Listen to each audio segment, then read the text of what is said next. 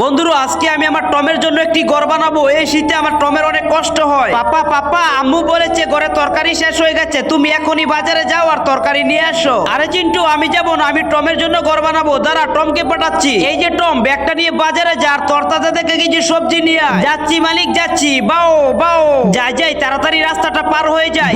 আরে বাঁচাও, ফকিন্নিমার কুকুরটা আমার গাড়িটাই নষ্ট করে দিয়েছে। দাঁড়া তোকে দেখাচ্ছি মজা। ওই টিসুমা ওই টিসুমা ওই টিসুমা, আজকে তোকে মেরে ফেলবো। ওই টিসুমা, এই তো টমের জন্য ঘর বানিয়ে ফেলেছি। এই যে চিন্টু, টম তো এখনো বাজার থেকে এলো না। দেখে এই তো টমের কোনো বিপদ হয়নি তো? ঠিক আছে পাপা, আমি এখনই যাচ্ছি। আর এ কি, ওই মাইকেল তো টমকে মেরে ফেলবে। না না, খবরটা এখনই পাপাকে জানাতে হবে। এলো পাপা, তাড়াতাড়ি আসো, মাইকেল টমকে মেরে ফেলবে। ঠিক আছে চিন্টু, আমি এখনই আসছি। এলো বন্ধুরা, আয়রন ম্যান কি পারবে টমকে বাঁচাতে? তাহলে সেটা দেখার আগে তোমরা যারা যারা আয়রন ম্যানকে ভালোবাসো তারা সবাই এক্ষুনি ভিডিওতে লাইক করে চ্যানেলটি সাবস্ক্রাইব করে দাও। আমার টমকে মেরেছিস? ওই টিসুমা ওই টিসুমা।